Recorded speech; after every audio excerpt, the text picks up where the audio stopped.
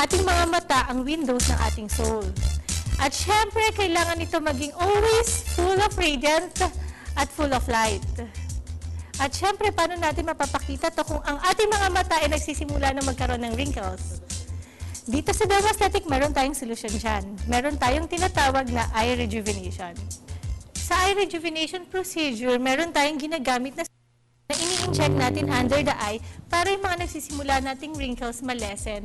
Usually, after 1 week to 2 weeks, nawawala na yon. We have a patient ngayon na nagsisimula na magkaroon ng mga wrinkles. If you will notice, pag nag-smile siya, meron na tayong mga lines na nag-radiate pababa. At kahit even without facial expression, makikita na natin obvious na yung mga lines niya. Through aging, eventually nagkakaroon tayo ng mga wrinkles. And of course, through yung mga facial expression natin, especially lagi tayong palangiti, so nasasanay ang ating facial muscles, nagkakaroon siya ng mga lines dito. Sometimes hindi natin yun gusto kasi nagiging mas matanda ang itsura natin.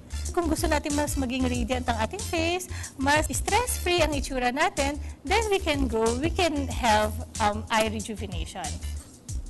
Anong difference ito sa Botox? Actually, ang component nito is also botulinum toxin.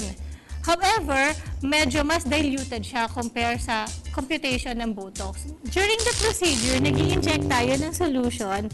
Hindi naman ito masakit dahil initially nilalagyan na natin siya ng anesthesia.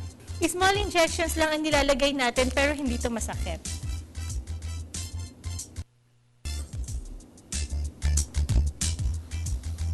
There are times na nag-bleed ang patient, so may mga chances na pwede tayong magkaroon ng hematoma or pagpapasa na kadalasan tumatagal ng mga 5 days to 1 week. There's nothing to worry about this procedure kasi napaka-safe nito. Even with contact lens, pwede natin itong ipagawa.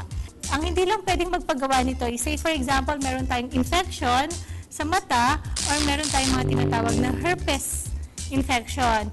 At ganun din, kunwari, medyo may problema talaga ang ating eye at medyo nagkakaroon ng pagbabanlag, then magpapakonsulta muna tayo or magpapaklearance muna tayo sa ating mga ophthalmologist.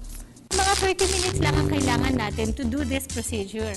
Ang effectivity nito usually naglalast for 6 months to 1 year. Makikita natin after the procedure, mawawala na yung lines natin after 1 week, mag-i-start after 1 week. And then kadalasan after 2 weeks, yun yung maximum effect.